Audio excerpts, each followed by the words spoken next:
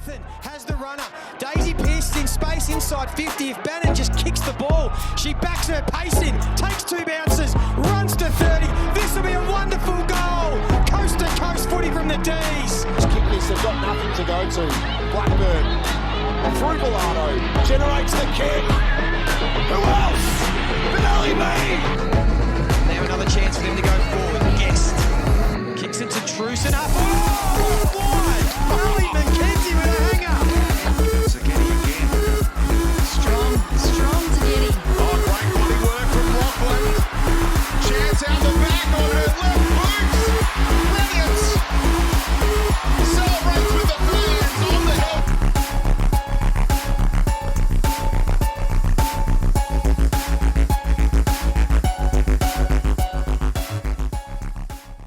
And welcome back, footy fans, to another episode of Donnie's Disposals. I am your host, Coach Donnie Hess here, back with another AFLW review.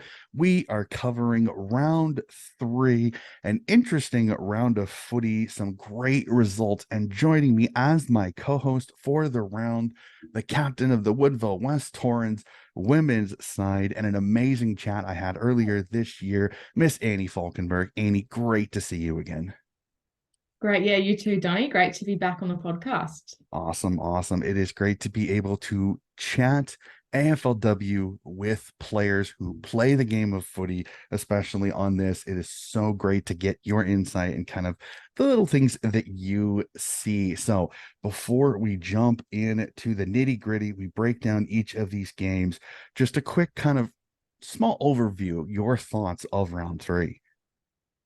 Yeah, round 3 was another absolute cracker. I think it again recorded the highest scoring AFLW round. I think we keep breaking that record each week. So it's really good to see. And I think we're kind of starting to see the teams that are kind of rising to the top. And I guess your top 10 players in the league as well are having very consistent years and are really, standing out and taking their team along for the ride. So another, really good, solid round all across the board. Definitely agree with there. Seeing scores of 81, 83, 87. It's absolutely great. 77 put up. So it is fantastic to see. But even if they didn't score 80, seeing super competitive games that are less than 25 points, because I think for many of the detractors of women's footy is it's too low scoring. The increased fatigue and the increased game time, I think, has only been great for this product. I think this is something I cannot wait to see this grow. The more time these women get on the field, the more time they get to not only train, but to play, I think is only going to make it that much better. So let's jump into it, right into an absolute cracking first game to start the round. Sees the North Melbourne Roos survive a tiny bit of a scare by what I think has been a team I've really enjoyed watching these first couple of rounds, and that's the Geelong Cats by 9, 31-22. I loved this game. I thought this was an absolute cracker. The Cats really kind of put a scare into North early, but North just a little bit too good at just the right times. The only thing I think, if you're the North Melbourne Roos, you're kind of kicking yourself, is that 7 behinds. You kept Geelong in it with inaccurate kicking. I think Geelong kicked the first 3 goals of the game, and then the Roos kept them goalless in the second half, and kind of slow and steady won the race, I guess, with the Roos. I guess even though they were inaccurate, they still got the win on the board. Yeah, definitely, for sure. It was fun to see it. Kate Sheelor wasn't in this game too, a late out, which I thought kind of brought the game back a little bit even closer for the Cats. But again, the Roos just too good, so much class. Jazzy Garner, you absolute superstar. Let's see if maybe the umpires finally notice her and she gets a few more votes, because the fact that she's got so few Brownlow votes is almost a little bit of a travesty. I know the Credit to the Girls podcast continue to harp on that whenever she has an absolutely BOG game, and we go, okay, is she gonna get votes this time? So it'll be fascinating to see how that goes. So let's jump up. New South Wales, as GWS host the Tigers, and a 53-34 win by the Richmond Tigers, kind of getting themselves back going. A 19-point win here again. Few more behinds than I think Richmond wanted to kick, but again, really good footy, and Monique Conti and this Richmond Tigers team getting going, and another team that could be quite the difficult spot in the finals. Yeah, I think the Tigers, they've the past couple seasons haven't quite gotten over the line in games they probably should have won. So it's really good to see Mon Conti kind of leading from the front and getting the wins. I mean, yeah, Giants are a great side, credit to them. But yeah, I think Richmond are finally kind of finding their feet in the competition, and kind of, yeah, playing consistent footy as well, clean footy as well, rather than kind of being a bit chaotic, which maybe they have been in the past. But yeah, really just refining their game style, which is really good to see. I feel a little bit bad for the Giants, 0-3, but I think they've really been in each. I think they've really been in each of the games. I don't think they've had a game where they've been outclassed in this one. So that I think they'll find their win come soon. It's just been difficult because I think they've just had some matchups that they've just Yeah. had a little bit of trouble with. I think the Swans one kind of surprised them earlier in the year, which I think is a little bit of a shock. But other than that, this is a competitive Giants team. I think there's just a few things missing now with no Coruscant up front. So I think it's going to take a little bit, but once they figure it out, this is a surprisingly talented and very good young side. I think it's just going to take a little bit to kind of fill that hole that Cora left up front. So we jump to one that I know has got you grinning, Annie, as the massive Crow supporter that I know that you are. A smashing of Essendon by 47, 81-34. I'll let you gush here. How good was it to see the Crows get a win over a very, very tough Essendon side? Yeah. Like I said, I was at the game on Saturday.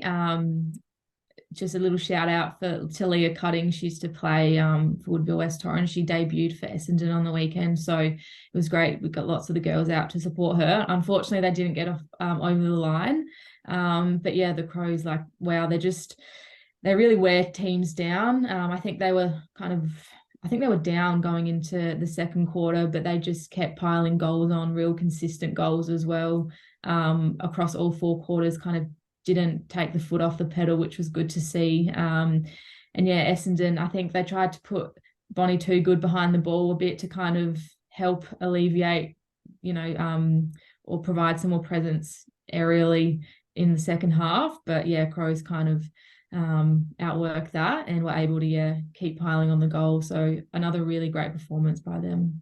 Yeah, it's weird. I know a lot of people say that you have your 3 or 4 teams, your best teams, your Melbournes, your Brisbanes, your Norths, and your Adelaides. But Adelaide's almost kind of flying a little bit under the radar with how good that they're playing right now. And they've beaten some good teams. I mean, Richmond and Essendon back-to-back rounds is nothing to sniff at. Those are a couple of really, really good teams, and still some very mouth-watering matchups later with some of the best teams in the competition. So it's going to be very fun to see how this Crows team does, because you have Ann Hatchard, you have Ebony Marinoff, and you have Chelsea Randall. You have a very solid core just in those 3 alone. So we jump to it, the rampaging that is the Melbourne Demons.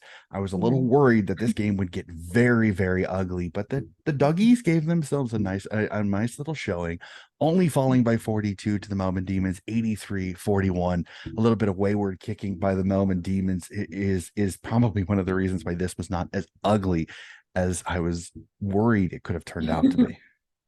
Yeah. I think the Bulldogs definitely held their own for a bit, and I think they played really great contested footy, and were really attacking hard on the ball. But yeah, I think Melbourne just outclassed them, and Melbourne did what they've been doing for the past couple of years, and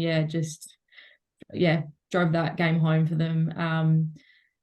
So yeah, another, again, 12 goals, 80 points plus. It's just great to see forwards as well, and the craft that's building in the women's league. So yeah, another great high scoring game. Yeah, the only thing that was sad is Alyssa Bennett going out with that head knock early in the game. Like I said, I wish her a speedy recovery, because she's absolutely electric. I love watching her play. Some of her runs with footy in hand and then Yeah. slotting goals is absolutely so much fun. I know in the Mm. preview to the show in the highlights package, her goal of the year that she had, a running goal.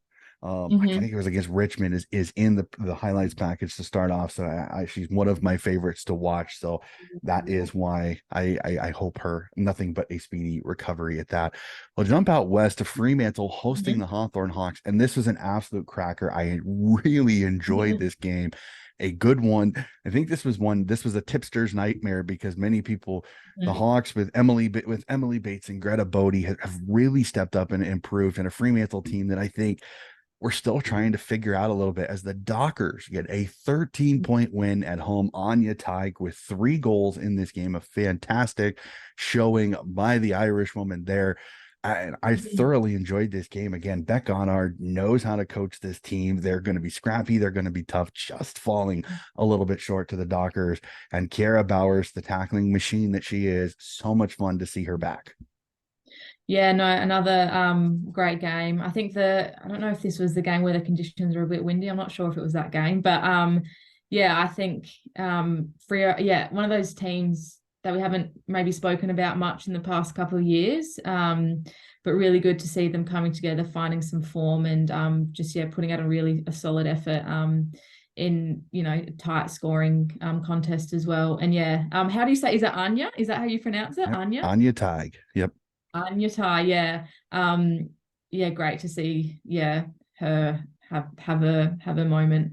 And yeah, really pull them across the line was really good to see. Oh, those Irish pronunciations are so much fun at times. Yeah. So the good thing is having Mike Curran there is like if I really wanted to make sure that I say it in the correct um pronunciation, I always reach out to him sometimes. I'm like, I just want to be sure. So which Yeah. has been fantastic. And his influence of getting the absolute deluge of Irish players this last year was absolutely fantastic. I'm loving seeing their influence on the game. Their style is so much fun to watch. It's been great. But again, Fremantle kind of starting to find some form a little bit. I know that they've lost a lot from those couple of seasons where they were absolutely dominant. They're starting to kind of find their mojo. We'll have to see how it goes. Don't think they're good enough to make finals just yet, but I think they're starting to build something. And it's going to be fun to see how things go on the purple side out west. So we jump over to Moorabbin and St. Kilda hosting the Port Adelaide Power, and the Power get their first ever Yeah. road win in the club's women's team history. And Erin Phillips finally, OMG, I can't believe I'm saying this. Finally, Erin Phillips kicks a goal for her side that her father played for. It was absolutely magnificent, almost tears of joy running down her face after she slotted that goal home with a 56-48 and 8-point win by the Power. Congratulations to the Power girls. It's great to see them finally get a win. And unfortunately, St. Kilda's struggles continue. Yeah, yeah. I paid close attention to this game. I think yeah, Power kicked a real quick goal at the start of I think the fourth quarter, which kind of set the tone for that quarter. And yeah, it was great to see them kind of come from behind as well and kind of really overcome that game. And yeah, I know how much it meant to the girls. And of course, Erin Phillips kind of kicked a sealer almost, you could call it as well. So it was great as well to see. And even I think Wardlaw kicked her first goal as well in the Saints colours. So congratulations, yeah, to those two women. Yeah, absolutely fantastic. And then we go to what someone would consider a couple of upsets for some people, and that's Carlton finding a way to absolutely smash the Eagles out west 77-24, 12 goals put home by the Blues. And I have to put my hand up. At first, I thought this was a Blues team that was going to struggle. New system, a few star Mm, players left the club, but an absolute hiding of the West Coast Eagles on their home ground. So tip my yeah, cap to Darcy Vesio and the Blues because this was a yeah. sensational game for them. Kelsey Skipper gets 3 goals in this game. Fantastic for the Blues to see them playing well. The entire club has got to be buzzing with their men's team getting into a preliminary Yeah. final as well. Yeah, I think the weekend carry through to the women's side to get over the line. Yeah, yes, Skepper, yeah, with 23 disposals as well, and yeah, Carlton. It's always interesting to watch them play. I know they've got a couple of cross coders as well playing in the team, so it's always interesting to see how they kind of gel and how they progress each year. So I really enjoy watching how they develop. But yeah, poor old West Coast. Yeah, in the preseason they looked red hot, but hopefully, yeah, they can start getting some wins on the board in the mid part of the season that we're coming up to. Yeah, and I saw them as a progressing team. I saw them as a team that I think last year they had to have their bumps and struggles because they had so much turnover from the season before, and they were kind of one of those teams I thought may raise up the ladder a little bit, but unfortunately, it's just they get to the home and away season. It's sometimes these struggles happen, and again, I guess Carlton just they had their Wheaties and decided to play Yeah. some really, really good footy. So it'll be fantastic to see. We'll go to what I would consider the upset of the entire round. This was definitely one most people did not see, as the first ever meeting between the Gold Coast Suns and the Collingwood Magpies sees the Suns go Yeah. to Victoria Park and knock off the Pies. I know Yeah. Ruby Schleicher and Lauren Butler did not play in this game again. They're still battling injuries, and Mhm. it really has kind of hampered this Collingwood team coming off of half back a little bit. But I mean, the Yeah. Sunnies, Charlie Rowbottom and Bree Davy, this was a fantastic game to watch. These two absolute Yeah. bulls into midfield go at it. But Collingwood, Mhm. again, bad kicking is bad football with Yeah. 9 behinds in this game. They Yeah. have to be kicking themselves. Coach Simons has got to be ripping his hair out because this is a Yeah. very good Pies team, talent wise. There's Yeah. just Yeah. something not working right now coming out of the midfield. Yeah, very wasteful in front of goal. And yeah, Bree Davy, another classy performance. Even I think she was being tagged most of the game as well. Um, but yeah, I think the Pies have only got one win now on the board. I think their opening, I think maybe round one was their first win when I think, well, I can't played remember what Melbourne. game, but They played Melbourne. Had a fantastic game by Bree Davy, but yeah, D's with kind of Bree like a Davy, diesel yeah, engine. Took them a little bit to warm up, and then kind of went. They won yeah, round two. yeah, Was their yeah, one win right now? So yeah, yeah. But yeah, credit to Gold Coast, and I'm sure Collingwood though will bounce back very quickly. Yeah, so keen to see how the rest of this middle part of the season goes for them as well. yeah, I think they're waiting to get Ruby Schleicher and Lauren Butler back. Once they get those Yeah, two back, you've got some that's great delivery, great foot skills yeah, off of that halfback line, which I think will really help get them going. That'll ease a little bit of pressure off Bree mhm, Davy, Britt Benici in that midfield a little yeah, bit. And right now, it's just the forward line is just not kicking straight. So it's great to see Sab Frederick has got some of her fitness back, so she's able to go into the ruck a lot more, which I think then yeah, opens up that forward for Nell Morris Dalton. It's just right now, I think they're almost missing Chloe. They're almost missing Chloe Malloy a little bit because yeah. she was that X factor that kind of changed them a little bit. So Mhm. unfortunately, speaking of Chloe Malloy, we'll go up to Springfield as the Brisbane Lions beat the Sydney Swans by 55, 87-32. But Mhm. I'm gonna don my red hat for just the littlest bit, Annie. Just forgive me a little bit. I will go one-eyed swan, just the tiniest bit, not full one-eyed. Mhm. This was one of those. Some people would say, well, they lost by 55. There was a lot of encouraging signs by the Sydney Swans, besides the fact Laura Gardner fell one disposal short of tying Ash Mhm. Riddell for the all-time record of most disposals in a game with 41. Mhm. Absolutely fantastic by Lauren Gardner. She was everywhere. She was getting the footy all the time. I know it's longer quarters, but putting up 41 in a game of women's Yeah, footy is absolutely mental. Great yeah, seeing Montana Ham back from a foot injury. Chloe Malloy, I think she's going to have to get used to being tagged every game, but there was fight back. There was fight in this young Sydney Swans team that I think last year in a game like this could have gotten away from him a little bit, like Port Adelaide last year, where once the other team got going, they just went into hold back damage mode.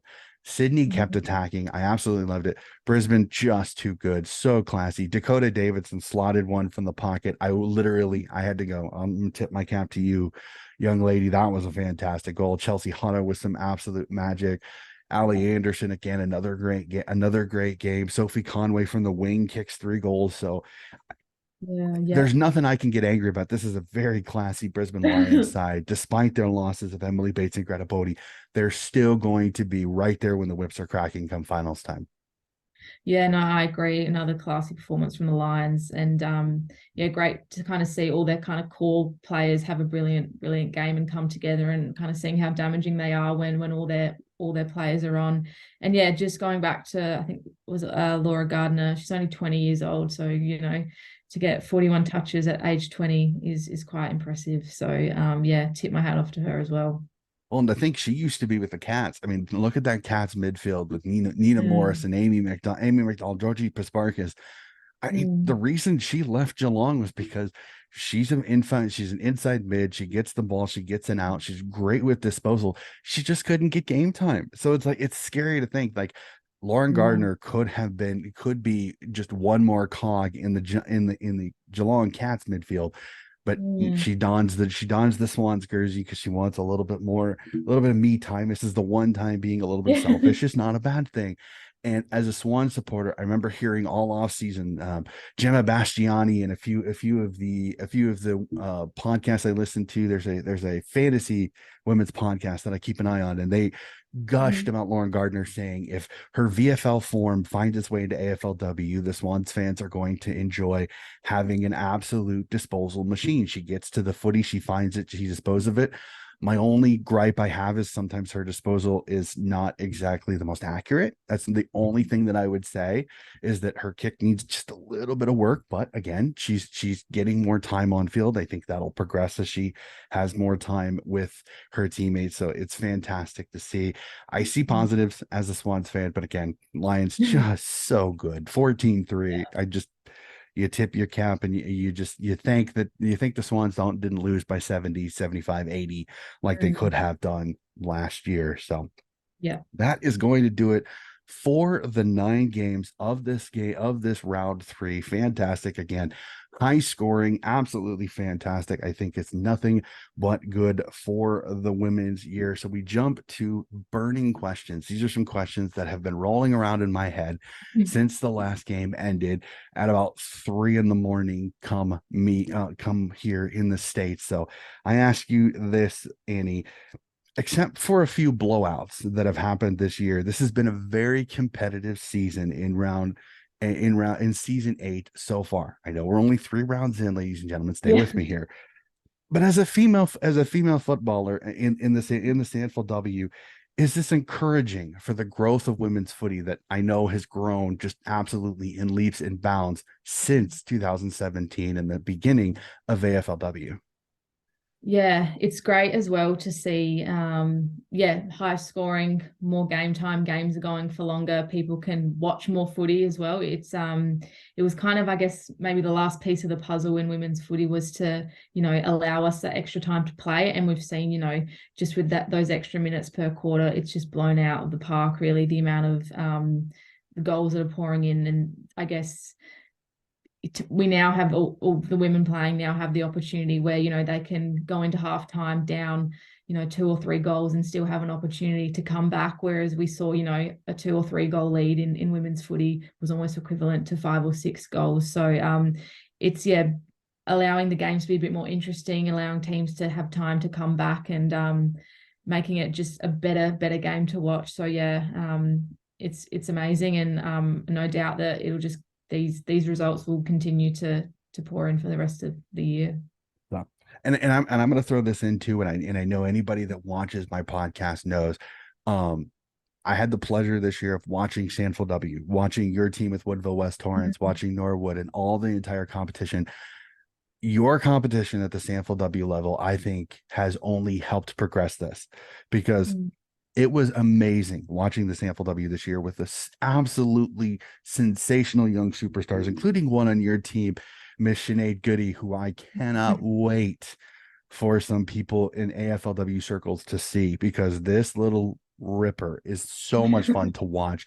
She is absolutely fantastic. I know, like I said, you have the pleasure of playing with her. You play some of these absolute superstars like an Elaine Grigg, who we talked about in our podcast. Lauren Young is so much fun. Piper Window, who absolutely came out of nowhere this year and absolutely showed how fantastic she is.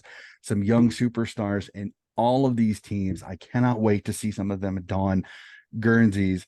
I mean, it has been fantastic. So I tip my cap to your competition as well, because you guys are the Sandful W is producing some absolute superstars, and I cannot wait to see them one day don some AFLW Guernseys.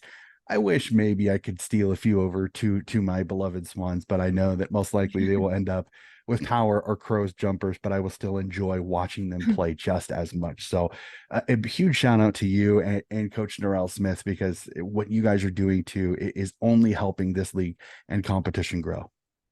Yeah, no, I really appreciate, and yeah, great to kind of have you on the other side of the world, like we spoke about, last time, kind of watching the growth.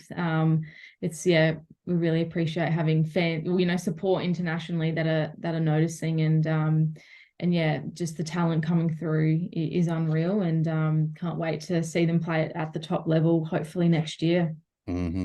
Cannot wait. It's going to be so much fun.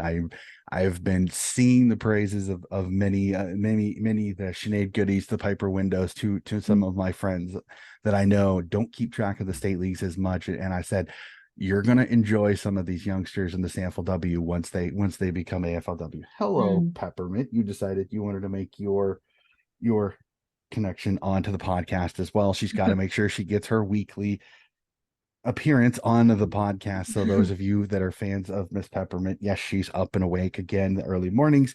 She will pop in there. So she wanted to be sure and say that she appreciates the Sandful W as well. So I gotta find a way to get her on the podcast. Like I said, I know there's a very good fan of the podcast that told me I need to get her a Swans Guernsey and have her pop on the podcast every week.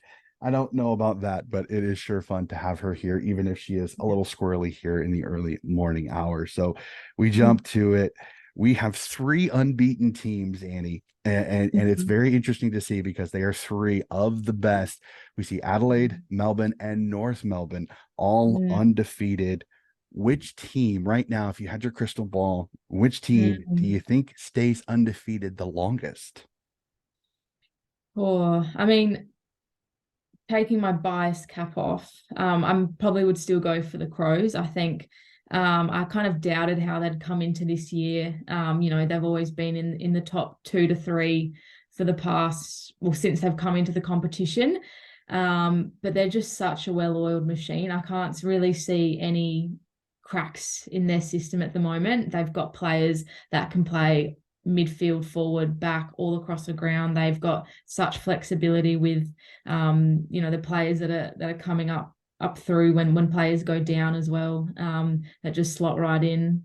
I can't really fault them at this stage in the competition. Jess Allen has come in as ruck and is dominating.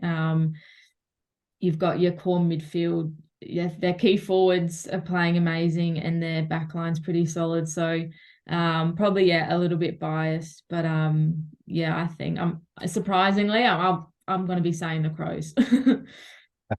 All right, well, I absolutely love it. I think Crows are solid. I think it's going to be Melbourne. As deep as this team is, again, losing Alyssa Bannon and really not even taking a step backwards, this is a Melbourne team that was not touched during the free agency period. They were not touched during the priority signing period, when big money could have been thrown at some of these ladies' way.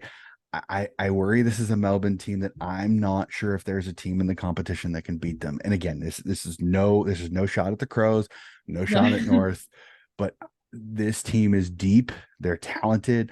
They're flexible. I mean, when Karen Paxman can go from being an absolute amazing winger to going off the halfback line, you've got Kate Hoare can go anywhere on the ground. She can go in the midfield. She can go in the back. You've got absolute superstars everywhere. Lily Mithen moves forward. Normally, she's that tough, great, gritty inside mid that gets the ball out to her runners. And this week, she was going forward and kicking goals. This is a Melbourne team that it is very difficult for me to see too many teams that are going to have the right amount of talent to be able to beat them. I think the Crows and North are the only 2 teams right now that I think are there.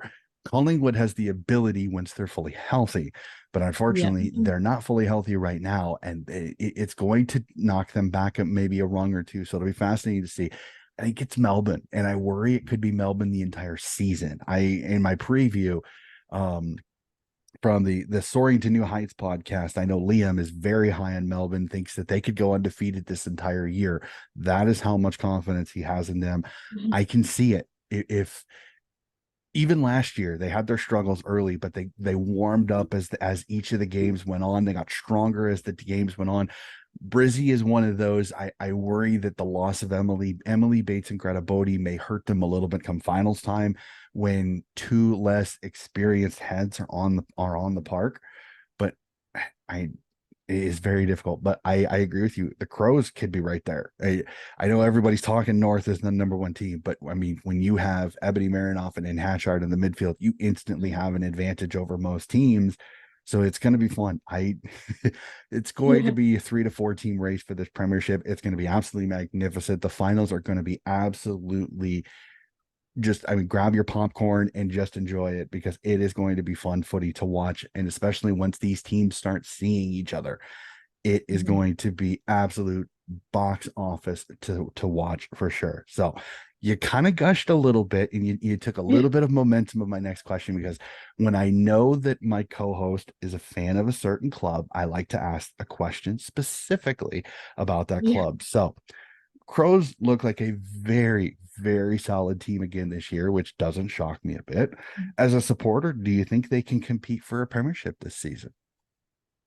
I mean, I guess going off my response from the last question, I would say yes. And again, not many teams, have such long periods of success. We don't see it often in the men's space but we're seeing it in the women's space at the moment with the Crows. And who knows how long their succession's going to go on for. So I'd like to think that they can be up there again for a premiership. But you might have changed my views with your Melbourne spiel just then.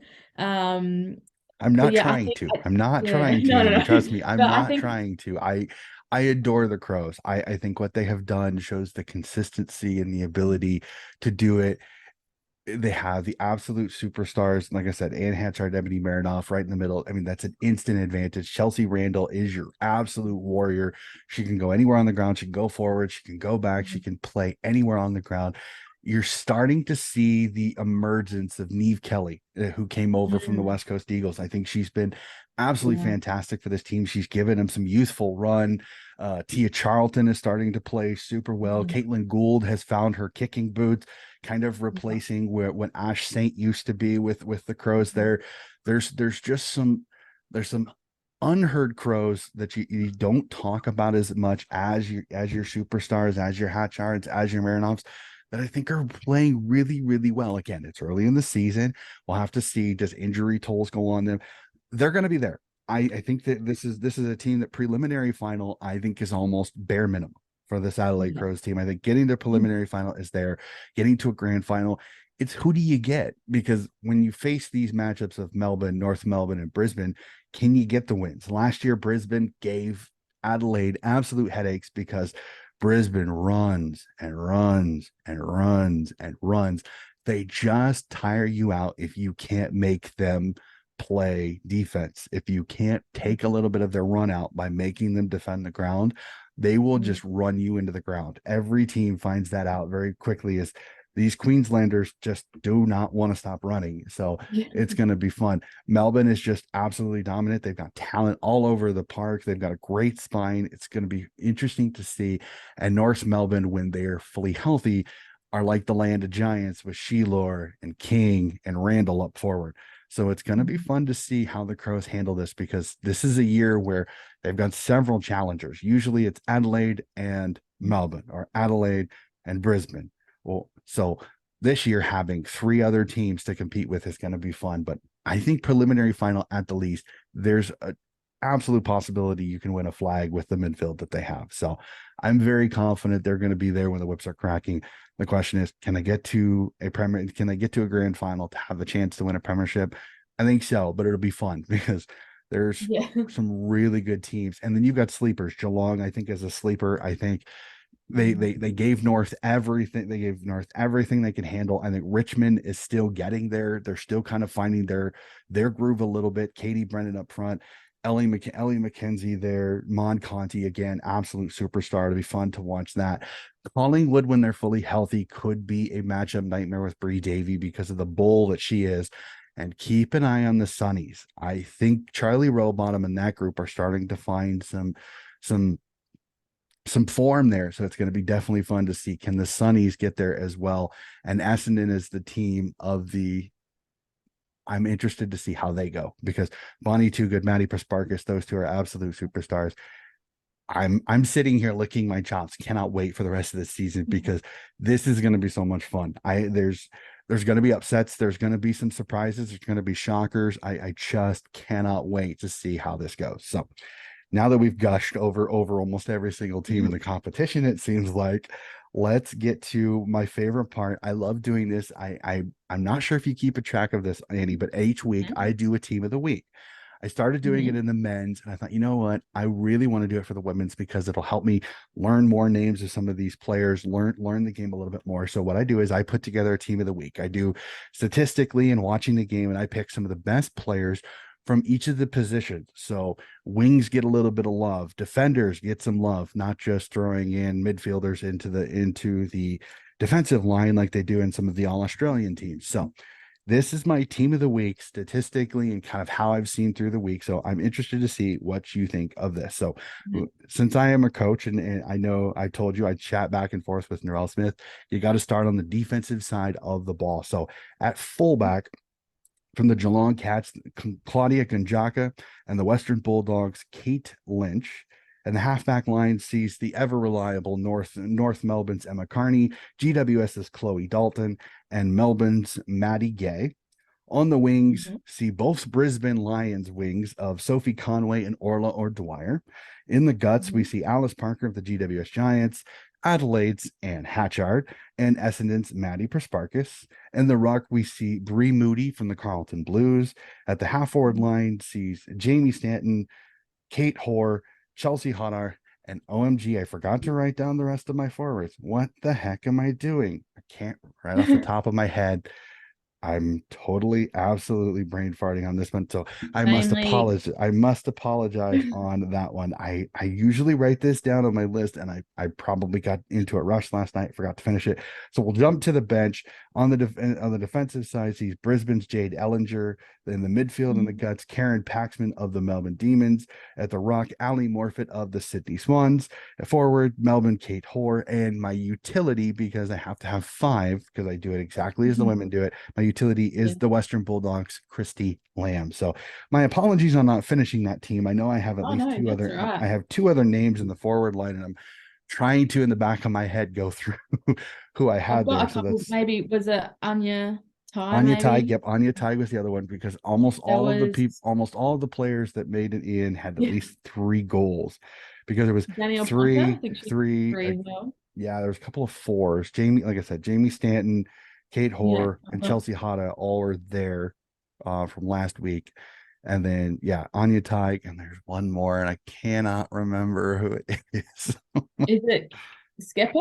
Did she kick through? Yep, Kelsey Skepper. That was it. Thank you, Annie Falkenberg, with the save of the century. Thank you very much. That's fantastic. Thank you so much for bailing Coach out on this one here. One of those. OMG. So mid podcast, absolute stuff up. There's the clanger of the year for Coach there. There it is. So all right. So really quickly, I know, like I said, that kind of went haywire there for a bit, but just your quick thoughts on the team of the week. Yeah, no, really good. It was the forward line because I did a bit of my own, and I had similar people in the forward line. And again, the midfield, it's hard to crack into that at the moment. It is. The outstanding performances. I guess some notable mentions. I thought for Port Adelaide, Indy Tahu as well had a really great game, and she did. Is probably one of those underrated players, utilities that she's been playing in the ruck this season and goes and kicks 2 goals. Yet she's normally someone who plays down back. So just thought give a notable mention to her. And then Yimon Conti's, Kiara Bauer, even Sarah Rowe from Collingwood. Some more notable mentions that are names that are always going to bounce around every week. But no, and another SANFLW shout out, Matilda Schultz has been absolutely Yeah. fantastic for Port Adelaide and the Ruck. She's that young woman who I think many people kind of thought she would spend a year just training with Port Adelaide, and has kind of been thrown into the fire from the pan into the fire, and she's progressed Mm. and played super well. She got the Rising Star nom last week. I think she's going to be so much Yeah. fun to watch. I cannot wait for Port Adelaide v Sydney later on in the year to see both Mm. Ali Marfit and Matilda Schultz go at it. I think that's going to be absolutely fantastic to watch. I think that's going to be two of the great up and coming rucks in the competition. Is going to be so much fun. So I agree that it's been a lot of fun to see Jessie Wardlaw going into the ruck a little bit more. I know St. Kilda's really kind of hurting for ruck stocks a little bit. I think that's the reason why Leah Cutting came in as well, because they've been hurting for a number one ruck for sure. So it's always fun. The midfield is an absolute nightmare to do, because I mean, Lauren Gardner, 41 disposals, but she has no goals, and that's kind of one of my little idiosyncrasies when it comes to tipping the team of the week, is that I tick goals a little bit more. So if you're a goal kicking mid, you get a little bit of a bump up. So Laura having 41 and not even getting in my team, I think everybody's like, what are you doing? Well, she didn't kick any goals. I said, Elise Parker kicked 2, Ann Hatchard kicked 2, Maddie Prasparkas kicked 2, Christy Lamb kicked 2, Karen Paxman kicked 2. I mean, there's the end of it. Michaela Bowen from the Geelong Caps was on the wing. She kicked 2. So I'm like, I'm splitting hairs a little bit to try to get this midfield together. Like I said, unlike the AA, I'm not going to throw a midfielder into the half forward line where she doesn't play there. So I will stay to my standards, ladies and gentlemen. Yes. I will say it each week. I will stay to my standards. So I know it is still early in the week, but we got to do tips. We're on to round 4 and some absolute cracking games in this round, Annie. I hope you don't mind. We're going to tip really quickly. Like I said, injury reports still haven't come out. We'll have to see lists, but some absolute good ones here. So really quickly, let's sit down and have a good old fashioned tip. So we start off Friday night. That mid-afternoon Friday night game is going to annoy me until the men's season is over. So we start off Hawthorn at Kinetic Stadium hosting the Melbourne Demons. Who do you like in this one? Sorry, what was it? Oh yeah, Hawks and Demons. Oh, Demons, I think is a no-brainer. Melbourne, yeah. I'd like to hope it's a competitive game. But no, I think it'd be a cruisy one for the D's. Yeah, this is one of the Beck Goddard's going to have to have the coaching performance of the century to be able to make this, to keep this one close. Again, Melbourne just too good. D's win this one. Hawthorn, I think, stays in this till halftime, and then I worry it could get out of hand. Like I said, I really hope not. I really hope it's a competitive game. I really hope that the Hawks push the D's. But I think the D's just so strong. They're just so good. We'll have to see how it goes. So Manuka Oval up in the ACT as GWS hosts your beloved Adelaide Crows there. Annie, I don't think I'm asking too far to go. You're going to tip the Crows in this one? Yeah, look, I will tip the Crows. I think they'll just, it'll be interesting though up in the Northern Territory. How that's going to go. It's the weather might play a factor in that game, but yeah, no, Crows again. Hope it's a competitive game, but I think Crows will take the chocolates. Crows in this one. I think Elise Parker might be out for this game. Unfortunately, she went off halfway through the third quarter in that game against the Tigers, and I worry that is a huge piece out of the GWS midfield. So this could get ugly with the Crows' abilities through the center of the ground. I agree with you, Crows, and that is not just your tricolor glasses speaking for you on that one. The Crows are very, very good. I think they're just going to be a little bit too good for the Giants. So Icon Park in Victoria sees Carlton v Richmond. This is a surprisingly intriguing game for me, because this is a Carlton team that has shocked me a little bit, and a Richmond team that I think is very, very good on its day. It's going to be fascinating to watch.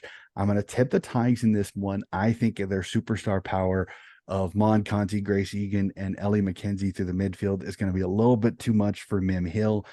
Gab Seymour v Bree Moody in the Rock is going to be a fascinating one on this one, because you have strong, tall Bree Moody, and very athletic and very quick Gab Seymour in the ruck. That's going to be a fun matchup to watch there.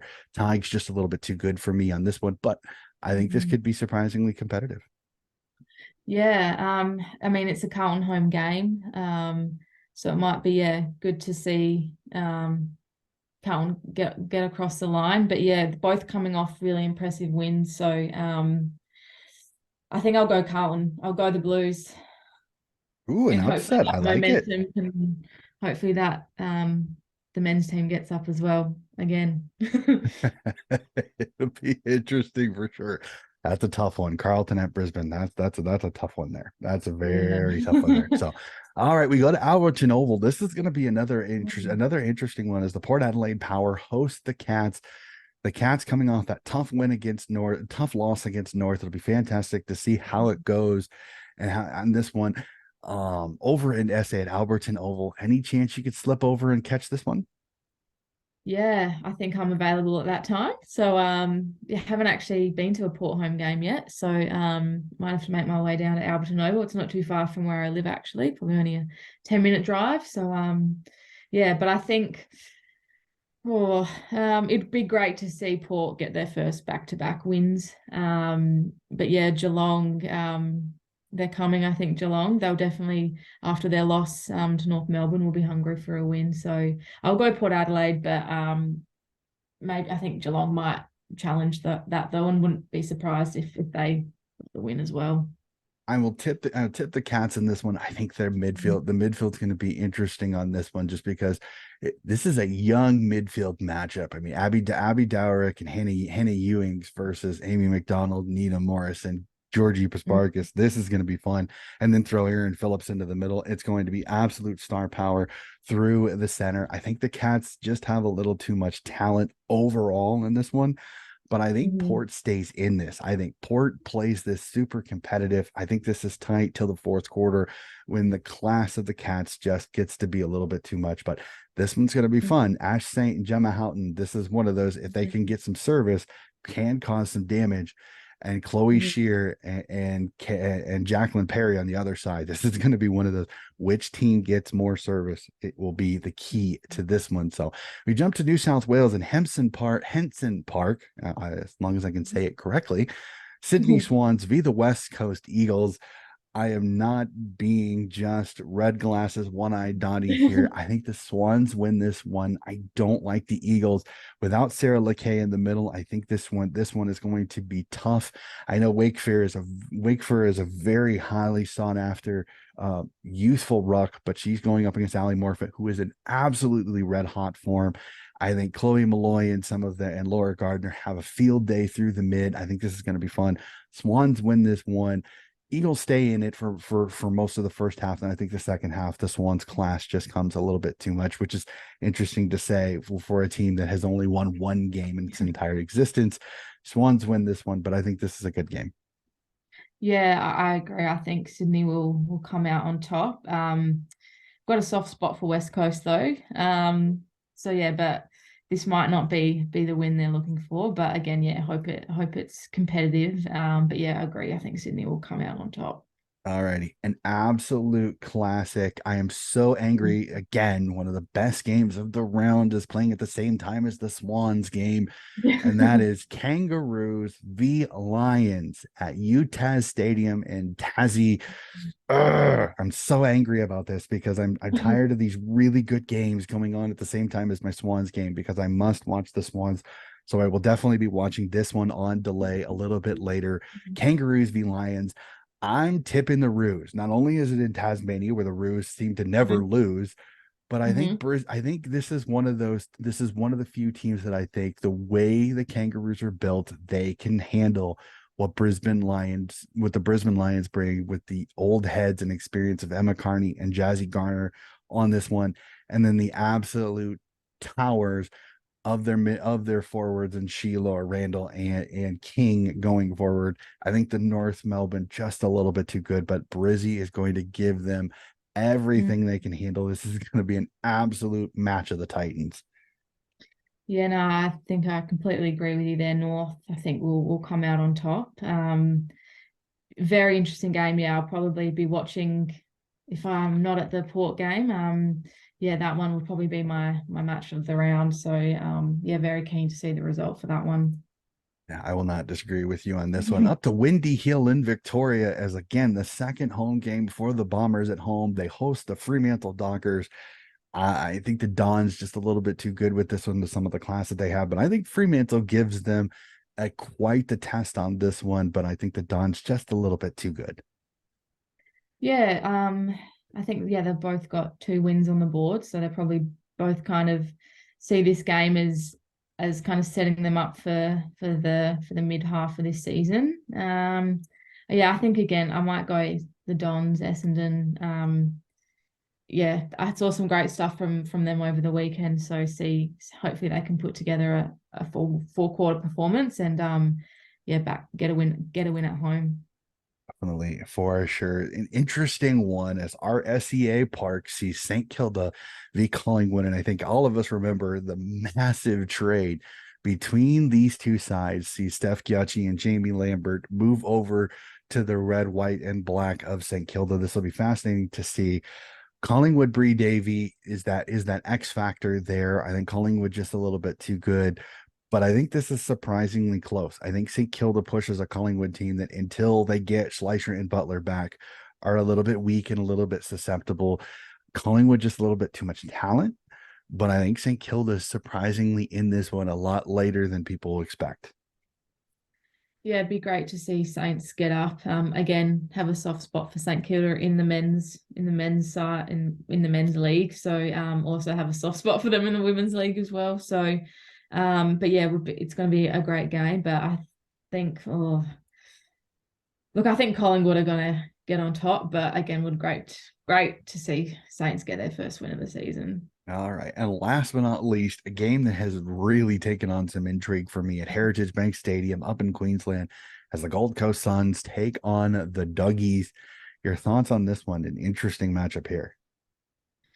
Yeah, they're probably two sides. Well, the Suns I'm probably the least familiar with. So I would just say Doggies just based on familiarity, to be honest. But I think, yeah, Doggies I'm seeing here haven't notched up a win this season, which is I'm sure they'll be coming for that. But let's just go out on a limb and say Suns, and they can surprise me again. And yeah, I'll have to sit and actually invest some time in the Gold Coast Suns. I feel like just because I don't follow them much again in the men's space, so that often translates over to the women's space. But yeah, I'd love to get on their bandwagon if they can put together some more wins in a row for sure.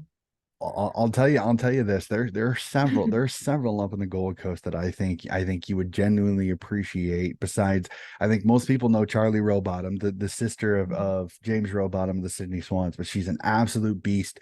The first Victorian player to decide I'm going to declare for Queensland and decided to go up to the Suns. Absolute bull. She's absolutely magnificent. I love watching Charlie play. I know there were part of Swans fans during the PSP period that were going to let's try to get Charlie down to play with on the same club as her brother, but she's very, very happy at Gold Coast, and that's perfectly fine with me. And Claudia Whitford this year has come out of nowhere for the Suns. Absolutely magnificent young midfielder, absolutely great ball disposal machine. She's been doing fantastic. Jamie Stanton coming back from her ACL tear and kicking 6 a couple of rounds ago. This is a Sun team that has a lot of talent. It's just young. It's very up and coming. Elizabeth Keeney is your old head, sometimes comes off the hack line, goes to the wing. This is a Suns team. They're going to be fantastic. And the Duggies, they've just battled injury through the preseason. I know Christy Lamb was fighting a calf niggle. Several of their players, they just lost Al Bennett a couple weeks ago to an ACL tear. This is a Duggies team that they're being held together by duct tape and spit right now. They're just trying to get through this tough period early in the season where they're still kind of getting their fitness and still kind of getting to know each other. This is kind of the worst case scenario. A really good Rock and Lauren Bella for the Gold Coast Suns and a rampaging bull in the midfield and Charlie Rowbottom. I think this is a bad combination. Jamie Stanton kicking goals for fun up there. I think the Sunnies win this one, and I think the Sunnies win this a little bit easily. But you know, Ellie Blackburn, she's going to play her absolute tail off. She's going to do everything that she can. There's some youngsters on this Dougie's team that I think could step up here. This is a massive opportunity for the Douggies to have a shot. I just think the Suns just a little bit too good, but this is an absolute cracking game. If the Douggies can find some form, it would be fantastic. So this is going to be one of those last game of the round, another absolute cracker. Cannot wait for that one. So Annie, that is going to do it. That is all 9 games tipped and done into the bank. We'll see how that goes. I know I didn't have a bad round last round. I got 7 out of 9. They got absolutely burned by that Gold Coast upset win over Collingwood. I don't think most people saw that one, so I don't feel so bad on that one. And I went on the limb tipping West Coast over Carleton because of what I kind of saw in the preseason. So it'll be fun. But Annie, this has been a fantastic conversation. I love talking footy and being able to help kind of show the W a little bit has been fantastic for me. So genuinely appreciate having you on the podcast today. Thanks so much, Donnie. And yeah, great to talk footy with you as always. And keen to see how the round goes and see where our tips lie. Yeah, it'll be fantastic. I think we got a really good round here to tip for round 4. There's some absolute, like I said, some mouth-watering matchups. That North Brisbane game, like I said, I'm kicking myself a little bit because it's the same time as the Sydney Swans game. But that is game of the round. If you have a chance to sit down, put up some popcorn and enjoy some absolutely A-class women's football, that is it. North v Brisbane. So ladies and gentlemen, that is going to do it for our podcast today. Again, keep an eye out. We have finals, grand finals in the Waffle, Sandful, and VFL are all coming next round. So keep an eye out. We will have season review episodes of all of those state leagues. We also will cover the upcoming preliminary finals in the men's. And of course, we will cover round 4 very, very soon. So keep an eye out for more footy content coming. And then when we hit the off season, we have my supporter series. And of course, I'm going to try to talk to players over the off season as well. So more footy content coming out very, very soon. Keep an eye on the channel. It has been wonderful. Again, Annie, have a wonderful evening over there. I know you're in preseason form, so hopefully everything goes well in your preseason, getting ready for Woodville West Torrens season next year. I see a lot of great things coming out of the Eagles next year. Hopefully we'll see you guys end the drought and get into the finals and be the last Sandful team to make sure, Sandful W team to make finals for the first time. I cannot wait. I will be crossing my fingers that your beloved Eagles do that next year. So that'll be it for us. And we will be back again with another episode of Donnie's Disposals very, very soon. Mithen has the runner. Daisy Pearce in space inside 50. If Bannon just kicks the ball, she backs her pace in, takes 2 bounces, runs to 30. This will be a wonderful goal. Coast to coast footy from the D's. Kickers have got nothing to go to. Blackburn through Bilardo generates the kick. Who else? Finale May.